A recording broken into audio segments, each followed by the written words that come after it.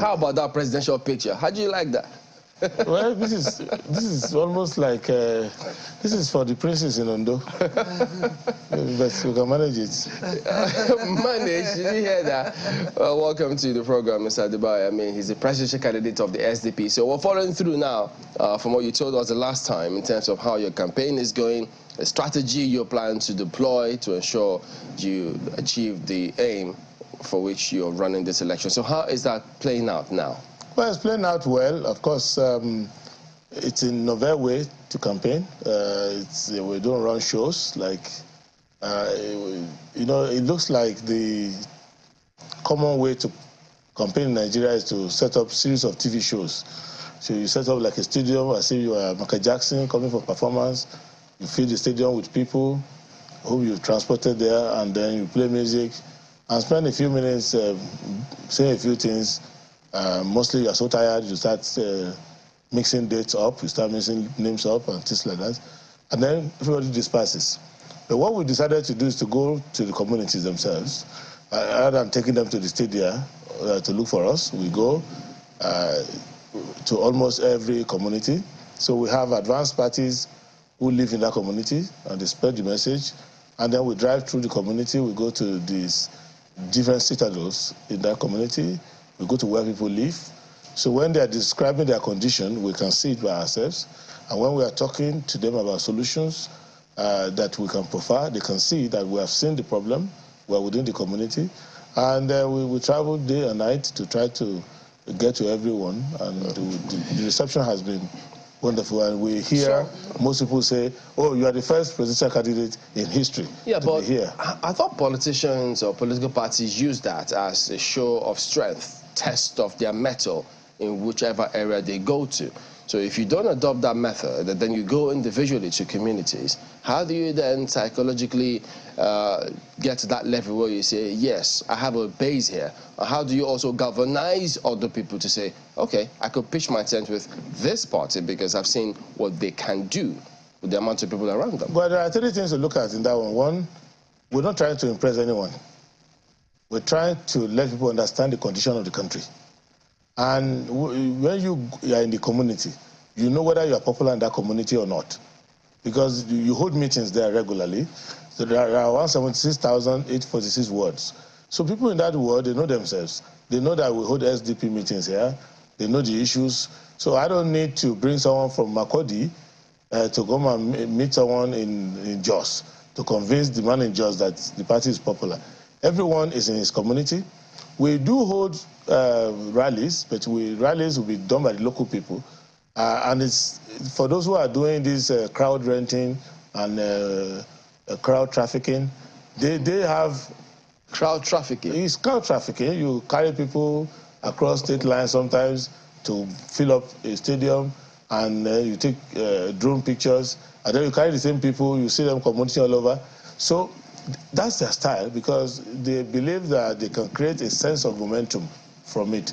But we are interested in finding out whether the people who are responding to us understand what we are about, and they know that governance is for them and that they have to make very good choices. So we go to the community and we do that. At the end of the day, you will see that people fill stadiums with hundreds of thousands of people.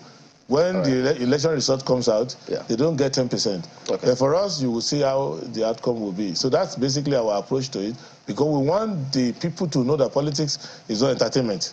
Politics is about understanding the issues and dealing with them. Come back. So we'll just go ahead and bring in our colleagues in Lagos to also have, they've got questions for you, Mr. Adewale. Go ahead, guys. Thank you, Chamberlain. Let me begin, Mr. Adewale, by first of all congratulating you on how far you have gone. I'm curious to know what the feedback has been, because with your approach to the campaigns, especially when you say you go to the grassroots, meeting people one-on-one and all of that.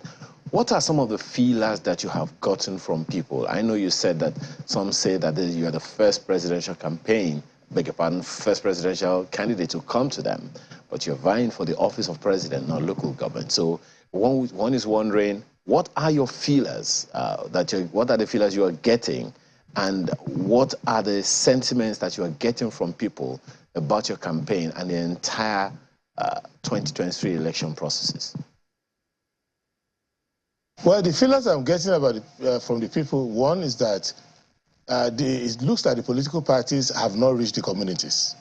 Basically, what is happening is that people go to the major cities, most likely the state capital, and they landed in a helicopter or some aircraft. They all drive in long convoy, they shut their windows down, and police toting guns everywhere. And they go into an enclosure, the stadium, like Roman gladiators. And they come there and do all the 2-hour drama, and then they go out. So maybe the assumption is that the people from the stadium will now go to the various communities and start to say, I saw the man on the stage and he said a few things.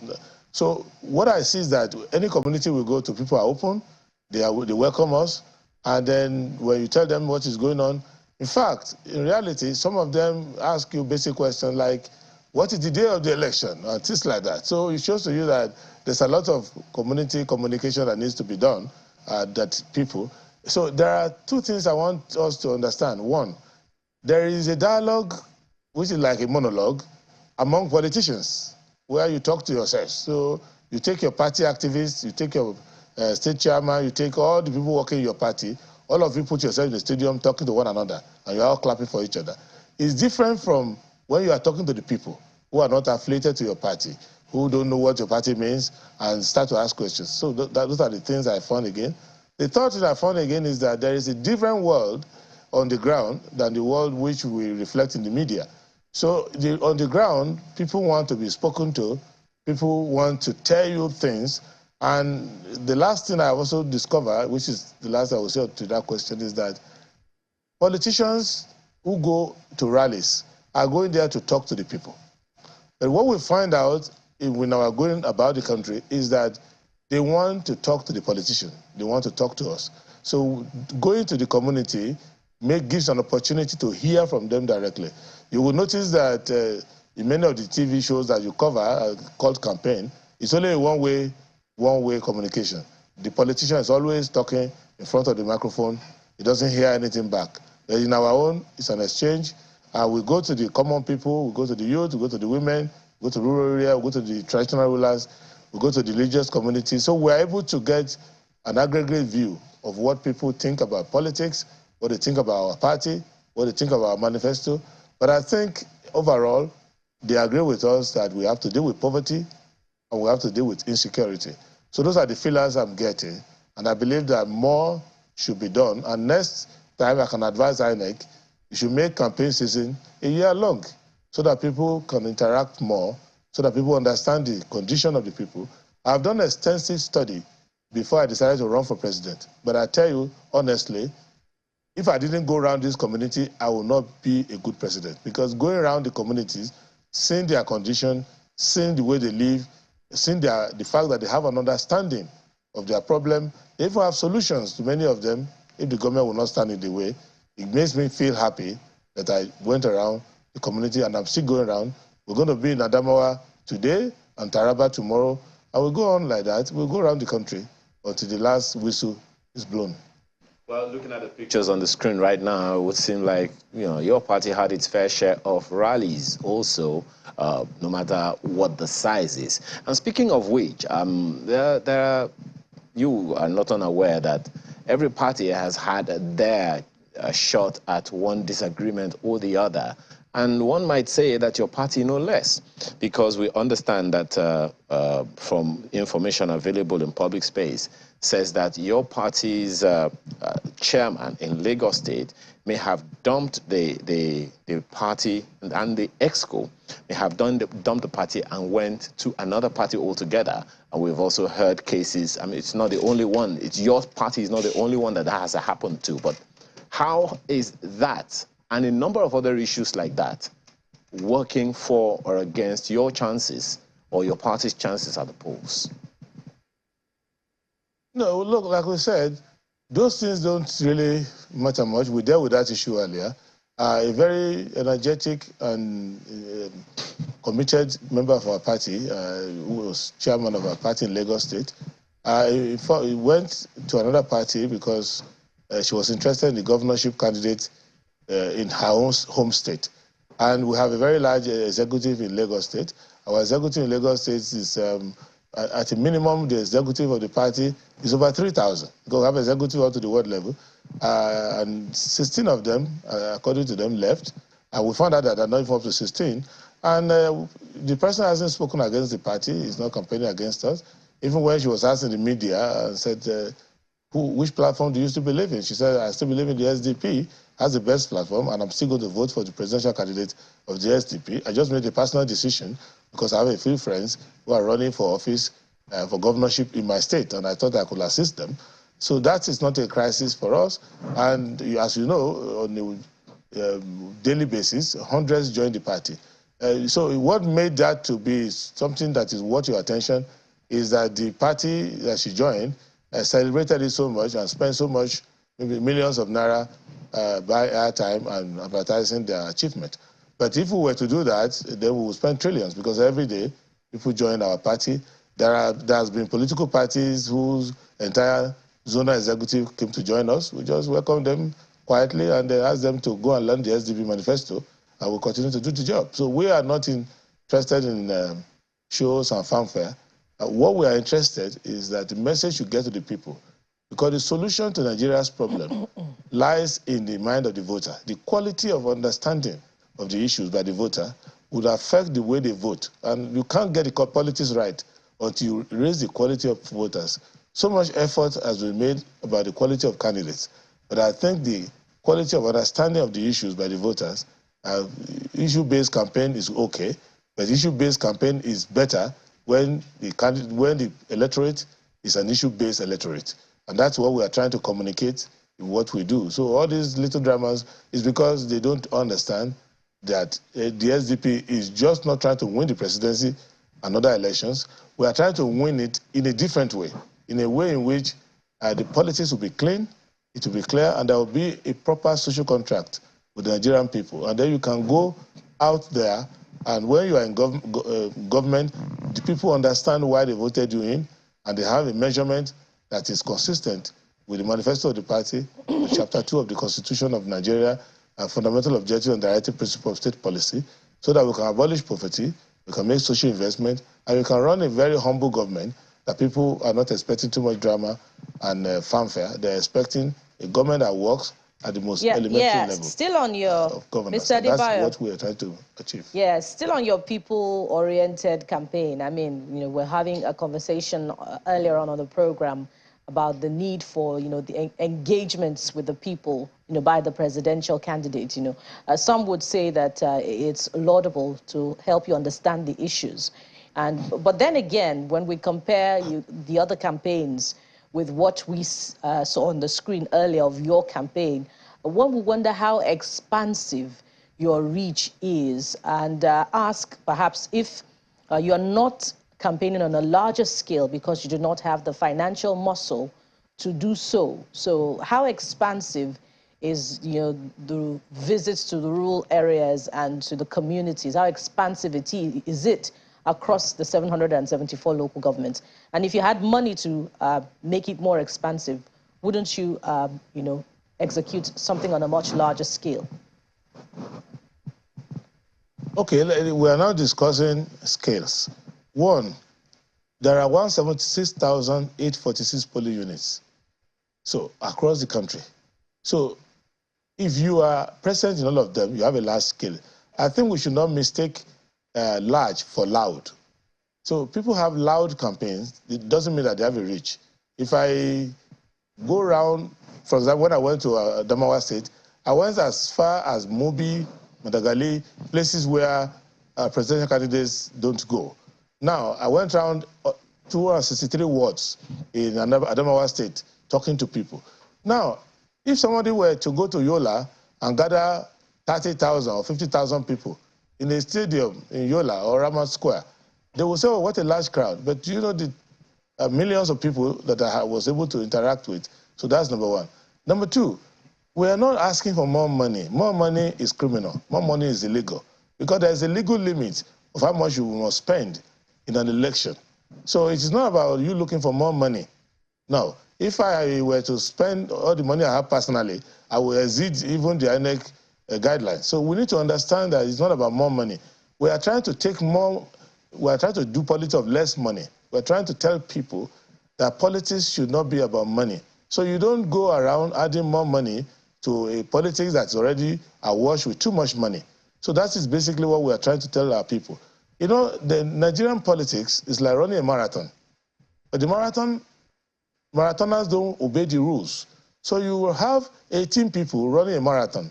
So where one or two will be running, the other person will come with his sports car and put it on the track and be using the sports car to run the same marathon. The other person will bring a helicopter to run the same marathon. In the end, you will say, well, all of them are running the same marathon. That's not a fair way to run a marathon. But we who know the rules, Olympic rules of marathon, know that you must run it on your feet to be a legitimate marathon. We are not going to now go and buy Mercedes and put it on the track and be speeding away and say we are running an athletic marathon. So what we are doing is, as we are trying to win the election. Have you traversed the 774 local governments of Nigeria in your campaigns? Okay, number one, before even running for office, I've gone to 774 local governments. That's well established. Then in the course of this campaign, we have teams. You must have been seeing some of them if your reporters want to report it. We have teams that run at first at polling unit level. We have teams for ward level. We have teams for every local government level. Then we have teams for zonal and all of that level. Then, as the presidential candidate myself, what I try to do is to go to every senatorial district and every federal constituency, because it will be practically impossible for me to touch every of the 176,846 polling units. But we are present, the presidential campaign is present in each of them. But when I go to a state, I spend an average of 2 or 3 days. Then we go around all the zones. We see every palace, we see every school, every trading group, every farmers group. So we go to places that are impossible for you to imagine that we can get to those places. We cross the river, we cross the mountains, we do whatever. We have a fleet of 40 donkeys and a fleet of 35 camels doing work for us in Yobe State. If you go to Jakosko and other places in Yobe, you will see the SDP, apart from having the horse, we have donkeys, we have camels. We try to reach the people. The idea it seems, Mr. Adebayo, pardon me now, it seems that you're satisfied with the work you've done in terms of campaigning. And you've been quoted as saying that despite the endorsement giving the presidential candidate of the Labour Party, you are still going to win. How so, if you're not even named among the top 4 presidential candidates in the race? I'm not here for a naming ceremony. The most important thing is that you can name who you want. The most important thing is that you are trying to first do your duty, that you have a message for the people. Have you actually carried the message for the people? You are like someone, I see myself as someone who has a democratic vaccine, and I'm to vaccinate the community. I have to carry the vaccine to them before I know whether the vaccine works or not. So I am not looking for a shortcut where I have endorsers, I have all sorts of people. Those ones have their own role to play. What I'm trying to do is to say, I am trying to understand the country and getting people to understand me. So we're going around the country. Now, it may be that the method will work. It may be that it will have some shortcomings, but what we have adopted is that we must carry the message to the people. We must go around the country the way it used to be done. Are you adjusting your position now? The way it used to be done in the Second Republic. Are you adjusting your position to say... You go around everywhere and pass the message. Mr. Adebayo, are you adjusting your position now to say you may win or you may not win? I think that if a politician has not gone to the point of hubris, if a politician is still a human being with some rationality, you know that nobody is guaranteed to win a presidential election or any election at all. Just like you are going to play a match, you try to win, but you know that the possibility that you may not win. So what we are doing now is to make sure that we win. That is why you see me in your studio. That's why you will see me later today in Adamawa. That you will see me tomorrow in Taraba. You will see me in other parts of the country. You see me in Benue. I've been in Nasarawa for about 4 days, gone to every community that they haven't seen a presidential candidate before. All of this effort is to make you win. And you are gauging from what people are telling you, whether the message is getting there. We are improving the messaging. I realized in some community when I started that I would go and start speaking so eloquently, only for me to discover that the majority of the people I was speaking to did not understand English at all. So we started now going with interpreters and things like that. So you learn every day as you are trying the system. The idea is for you to be authentic in your messaging. The idea is for you to actually want to reach the people. So the idea is to see that what you are saying is being received by the people, and that they are not just sharing T-shirts and face cap and then running around with music. So many of the people who are making these noises, they are still campaigning like old, where all you needed to do was a show, and then on the day of the election, you rig the election. But if you are trying to communicate to the people, you are not going to come with so many musicians blaring loudspeakers that people can hardly hear what you are saying.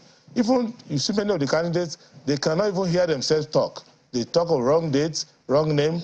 They don't even know the name of their own political party because they are so high up, exhausted in all the noise making they are making. We go around and try to pass this message. So at the end, it's an experiment. At the end, when we see the result, then we'll review it and say, yeah, the guy who went to the grassroots actually won. Or someone will say, oh, the guy who went to the stadium and bought live telecast on television actually won. And why did he win? Every democracy must learn. Every democracy must have variety. Our thinking is that the element in our democracy is in the mind of the voter, that the voter at the end of a campaign season has not been able to understand the issues, and that the major political parties, all they want to do is to clock down during the campaign season so that they can make all the noise, abuse each other, do all sort of drama, and the election day comes and the voter is not even 1 inch wiser than he was at the beginning. We're trying to break that trend. Yeah, Mr. Adebayo, speak to, I mean, I mentioned earlier that every political party seems to be having their peculiarities, peculiar challenges, you know, and all of that. But I think you, of course, are aware that about sometime last month, the national chairman of your party said that only the National Working Committee members of the party have the authority to determine the direction of the party with regard to elections and related matters, and consequently ordered or directed that any member or candidate of the party must take directives from the headquarters of the party before making any comments in the name of the party. Speak to that. What does that mean, and in what way does that limit or empower you to go about with your campaign? You see, for us, the Social Democratic Party is a disciplined party.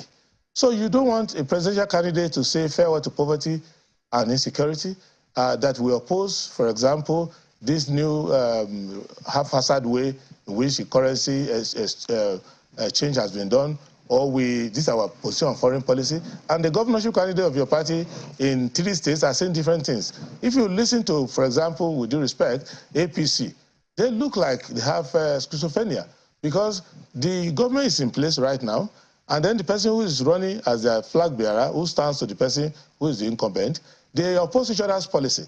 So they don't say the same thing. So the same party is behaving like an opposition. If you go to the PDP, it is not what Governor of Rivers State will say as the policy of the party. It's not what the national chairman will say. It's not what the presidential candidate will say. So you want to make sure that your messaging is disciplined. So our national chairman, Alhaji Shehu Musa Gabam, is trying to do what a proper national chairman should do, that and we do training. So when you go out, your message should be consistent. So if you go to anybody who is on my campaign, anywhere you find them in the country, they will tell you about farewell to poverty and insecurity. They will tell you about Chapter 2 of the Constitution. They will tell you about our manifesto. They understand this. So our messaging is consistent. So that's why you will not see us having people rolling on the ground during our rally, doing mimicking and drama. That's why you won't see people talking about religion, ethnicity, and things like that. That's why we don't accuse people of criminality and other things. We just want to be disciplined. We want our message to be consistent, because it's like that. A few days ago, I was in Adamawa and Nasarawa, and I went to see the former deputy governor of SDP in 1992, who served with Fidelis Tabgon. He brought out his policy paper. He was talking exactly the way I'm talking now. So this is the kind of discipline in the messaging that we want. And the policies of Fidelis Tabgon in Plateau State, which is now Nasarawa and Plateau, when I started talking about it, everybody said, yes, exactly. This was what you people did 30 years ago. That is what we are trying to bring to the system, that you have to have political party based on ideas. And that if anything happens to me now, and Yusuf Buhari, my deputy vice president, takes over, it's the same policy. We don't have a confusion all over the place. And if you go to any person in our National Working Committee, they will be talking the same way as a state chairman will talk the same way as a local government executive will talk. That kind of messaging, and it's consistent with what is contained in the Constitution of Nigeria in Chapter 2, that politics should be about issues. And many of them were reminding me, our former governors and senators, that when they won their election in 1992, they were taken to Center for Democratic Studies to go and learn how to manage a government, promote issues. At the end of the day, in fact, in one of our delegations, Senator Ogoshuku Uba, who is the director of finance of our campaign, who used to be a directing staff with Omomoruyi at Center for Democratic Study, met the former deputy governor, who is now a traditional ruler in Nasarawa State, and both of them remember that Ogoshuku Uba was then a professor, a lecturer, teaching the newly elected deputy governor at that time. So it's that kind of consistency that people are not used to, and that is the discipline we must bring to our politics for it to have a meaning in governance. All right, let's just cross over to the courts for a moment, because we've got some developing stories making the rounds at the moment from the Supreme Court. Remember the matter about the ongoing Naira challenge. Some governors, some states had gone to court to challenge some of those decisions.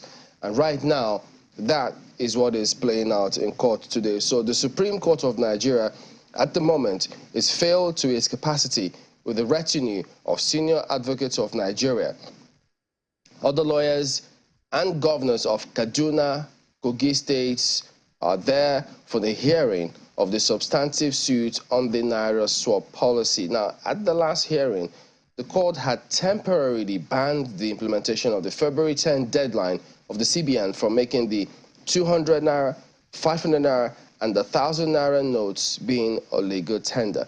At the moment, as you highlighted, Zamfara, Kogi, and Kaduna states did institute the suit against the CBN. Now, other states, that's Niger, Kano, Ondo, Ekiti, they've all applied to join the suit against the CBN and the federal government. You can see the governors of Kogi and Kaduna physically present there to at least give some impetus to the importance of this matter, which is what is playing out right now at the Supreme Court. So we will bring you more details on that story as we get them. Yeah. So let's come back to the studio. I want to ask you, I mean, you say you have been going around in fact, that you had done a tour of all 774 local governments even before now.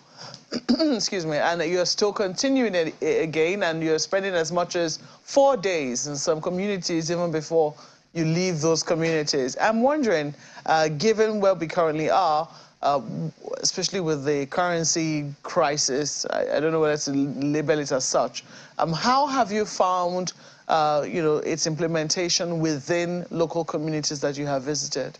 They think the government has gone bonkers, with due respect. They don't understand. For example, I was in Doma, and I met with Jan Doma. Doma is a very old community that has been in existence since 1232 AD. It's a very old community, and they are world #1 in Benisit. And they farm, they need money to farm. They have a lot of their money on the farm. Now, when they heard that the government wanted them to bring money to exchange for new money, they took their entire money. Some were carrying loads of money because they will keep their money in the farm, ordinarily. Then they took their money and they went all the way to Lafayette to put their money in the bank, because there's no bank. They used to have 3 banks. The banks, for efficiency purposes, closed their branches in Doma, and then they took their money to the bank in Lafayette and other places. They have not got their money back. and they can't function. They cannot do anything. And these people are not involved in any political party.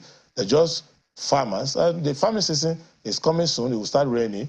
They don't know how to buy implements. They don't know how to do anything. And when we were talking to them, they were almost hugging us when they discovered that we're not part of those people who have brought this unfortunate exercise upon them. So I go around the country, you will see people saying they cannot buy food, they cannot work. They don't even know what the new Naira looks like. So they don't know, and they don't know what a POS looks like. And I use my phone myself on this community. I cannot make telephone calls, not to talk of checking anything. So this is not even something to debate at all. And it shows the confusion that I mentioned about in terms of people being public places and not on the purpose. If you look at the litigants in the court, they are all APC. The governors are senior members. They are members of the National Executive Committee of the APC. So they are close enough. And immediately after leaving this court, they will pick up the defendant, President Buhari, and they will go to the stadium and continue dancing again. So this is the problem of the leadership that is not worthy of being so called. And the central bank itself has failed in a simple exercise of being a bank. If you look at the problems that we're dealing with now, the central bank has become part of the bad politics that we are playing. And that is where the Nigerian people need to step back and realize that the central bank is an institution that is not a political party, and it's a professional body. It's supposed to be of professional bankers and economists. So we need to go back to that. But I can tell you categorically, people don't like the policy. They don't see how it links with election.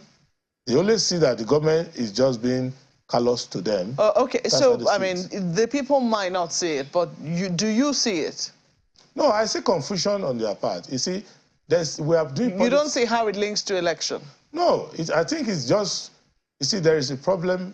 The problem I see there is that with Nigerian politicians, especially APC, PDP, they believe in state capture. So when they are doing politics, they will use the police, they will use the courts, they will use political parties, they will use the press. Now they think, okay, I can use the central bank too. So that is the problem that they have.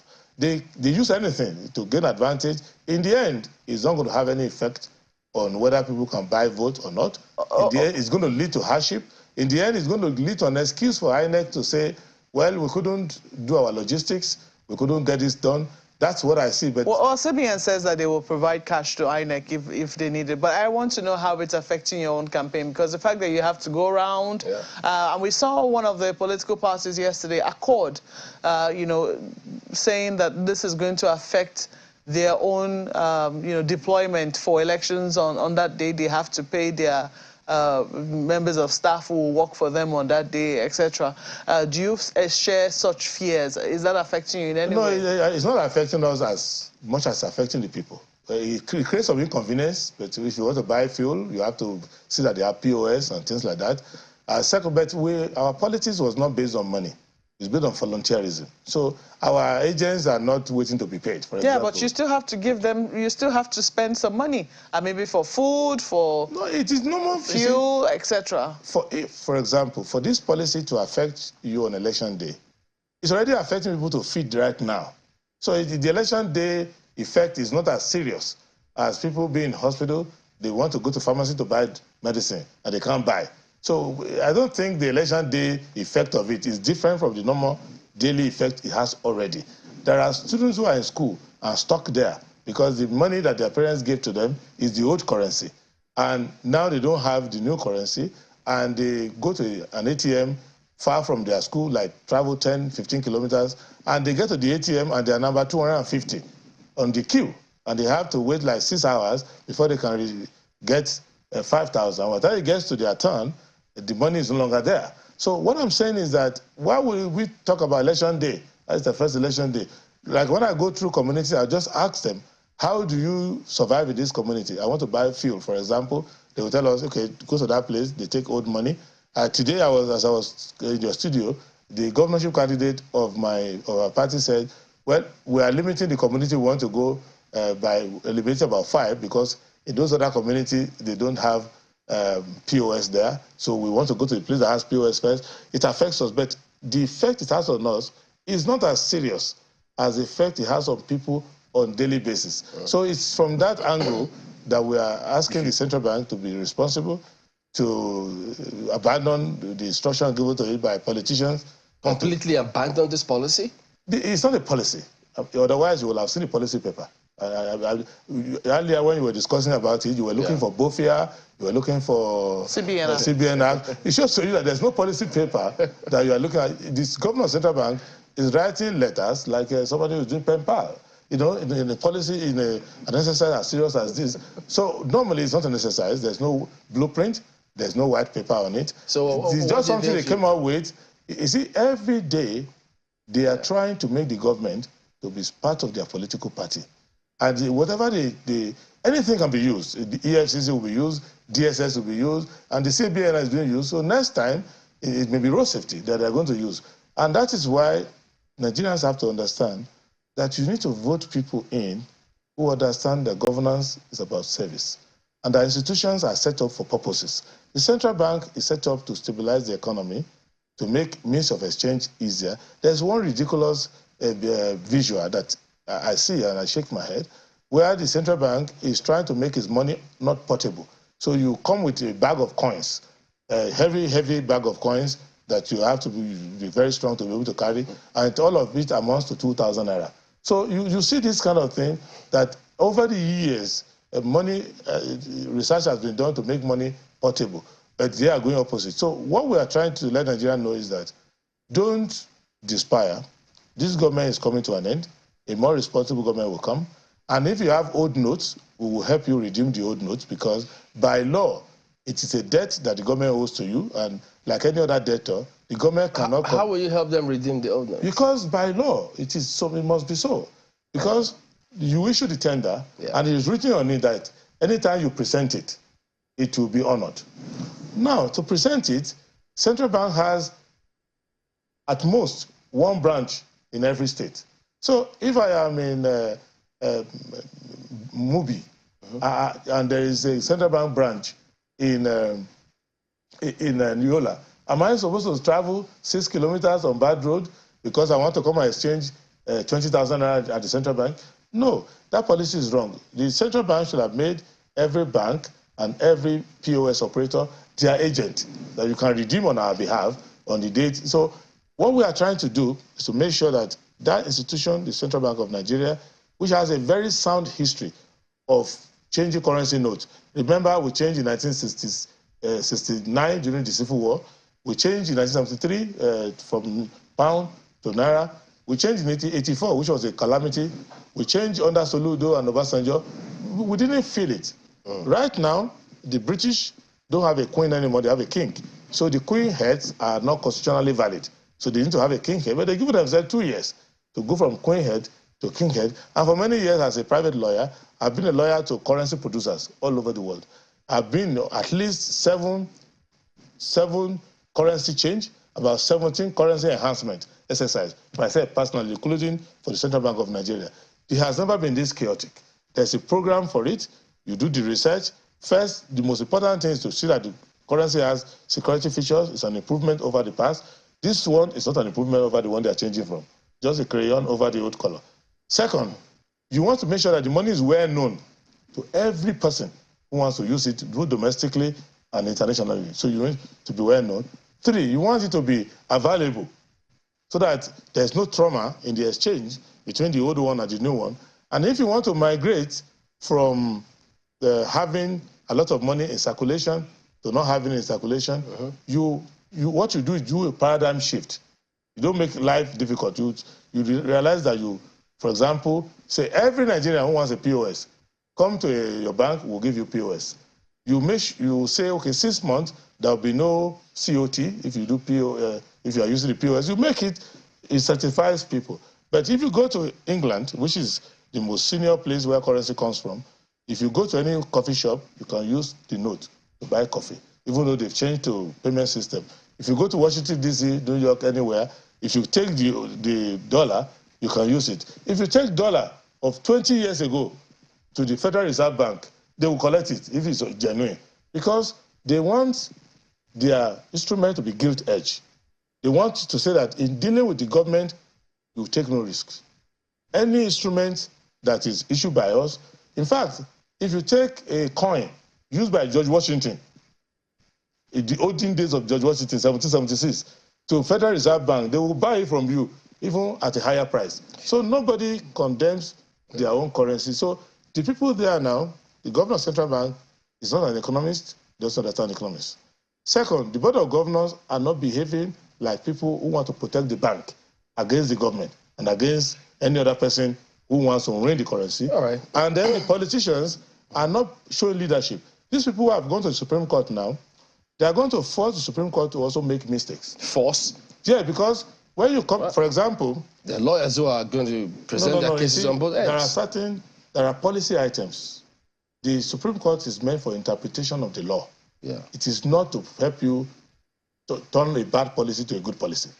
Their own is to interpret the law. And where, for example, National Economic Council is supposed to meet, and all the governors will come together, and then they will discuss the issue. It's not supposed to be an issue that is supposed to be taken for litigation, because what is at stake is not the interpretation of the law, but the stupidity of government lack of policy. And that is done at political level. All right, we need to wind down at this point in time. We do thank you very much indeed for your time here today. Mr. Adewale Adebayo is a presidential candidate of the Social Democratic Party. And your campaign train moves today to, you said it's going to be Taraba and Adamawa, yes. Interesting areas. They're neighbors. They used to be one state, so very interesting one. Yes, indeed. Thank you very much. All the best to you. Thank you very much, and God bless Nigeria.